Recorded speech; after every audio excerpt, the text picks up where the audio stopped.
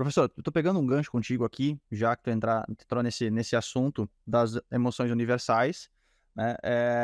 Esse aqui é o livro do Paul Ekman, né? Onde ele mapeia aqui, ele descreve o que ele chama dessas 6 emoções universais, né? E essas 6 emoções universais são alegria, tristeza, nojo, raiva, surpresa Medo. e medo, né? São essas 6 que ele elenca aqui, tá? Depois, né, até contextualizando quem está assistindo pela primeira vez aqui e, na verdade, assistindo e tendo contato pela primeira vez com essa ciência da linguagem não verbal, onde as microexpressões faciais fazem parte desse campo da linguagem não verbal, ele desenvolveu primeiramente o mapeamento dos grupos musculares, né? E aí você comentou um pouco sobre antes, até você falou do 7 que subiu aqui. É porque, só para quem nunca teve contato com essa ciência, cada grupo muscular recebe um nome, né? É AU ou UA? Não lembro agora. Tantos fazem, se for o inglês vai É, de de se unidade de fosse. ação. Seria o A e o número, né? Então, unidade de ação 1, unidade de ação 2. Então, cada músculo, cada grupo muscular, o Paul Ekman mapeou e através disso ele conseguiu identificar, criar um mapa do rosto através dessa nomenclatura. E depois disso ele começou a fazer um cruzamento, que nem o professor falou, desde 1970 ele vem fazendo esse trabalho, onde ele começou a identificar padrões de ações de grupos musculares correlacionados com as emoções que as pessoas estavam sentindo, e depois manifestando em seus rostos.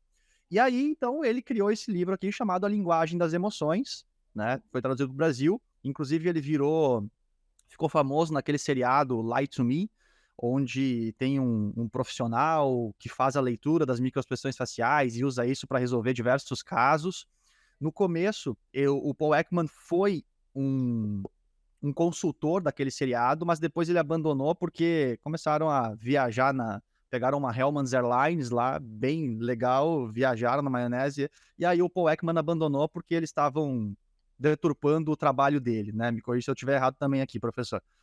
E depois disso, esse trabalho ganhou alcance, principalmente depois do seriado. E a gente tem muitas pessoas que usam isso de uma forma picareta, né? Hoje em dia, muito youtuber que usa, eu estou adivinhando suas emoções e tudo mais, e acaba citando o Paul Ekman, e na minha percepção acaba muitas vezes estragando, né? Sujando, entre aspas, um pouco aqui o nome do Paul Ekman. Mas em contrapartida, existe uma outra linha de estudo da Lisa Feldman Barrett que fala que as emoções não são universais, que as emoções elas são cada pessoa tem uma emoção única e praticamente ela desconsidera o trabalho do Paul Ekman quase como um todo. E aí, professor, eu até estava comentando contigo mais cedo que eu tô lendo um livro aqui, né? Tô recém no começo aqui, um livro da Cláudia Feitosa Santana, onde ela faz uma menção, até onde eu li o livro, tá? Eu estou gostando do livro, eu achei bem escrito, ele é bem simples para quem quer entender sobre emoções de uma forma geral até então. Só que chegou numa parte que me chamou a atenção, que fala sobre essa questão do Paul Ekman. No que ela escreve aqui, e eu até quero ler, né? Sempre que tentamos supor o que alguém sente, nosso cérebro está fazendo uma aposta baseada em situações que nós vivenciamos para tentar prever o que acontece ao outro. Essa previsão é baseada em nossa história. Por isso, fazer um curso para ler a mente de outras pessoas ou virar expert em ler o sentimento alheio é uma perda absurda de tempo. No entanto, muita gente está investindo e até ganhando dinheiro com isso. E aí ela faz uma menção ao trabalho do Paul Ekman. Só que assim, eu quero dar primeiro meu breve depoimento aqui e te ouvir, professor, porque para mim você é a pessoa mais sensata e importante para te ouvir sobre esse assunto. Porque eu não li toda a obra da Lisa Barrett Feldman, não se lembra se é Barrett Feldman ou Feldman, enfim, da Lisa, né, que fala do How Emotions Are Made, porque ele não veio para o Brasil ainda, minha leitura em inglês é devagar, não cheguei lá ainda, tô com uma lista de leitura grande, não cheguei lá ainda.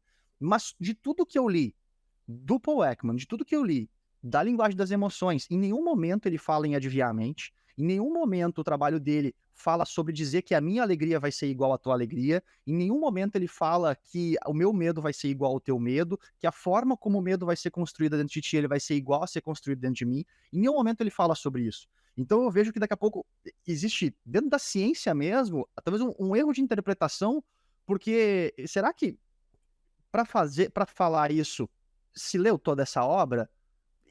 Porque eu não vi ele dizer o que está escrito aqui em nenhum lugar.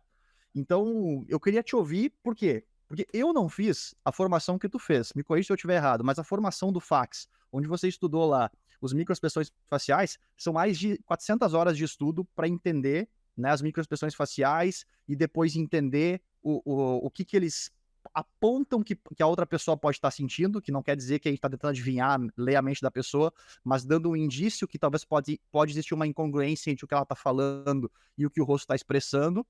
Eu não fiz esse curso, então eu me sinto aqui um aluno e, cara, e aí, para onde? Eu tenho duas linhas de ciência me apontando para um lado, eu quero ouvir o professor Sandro sobre esse assunto.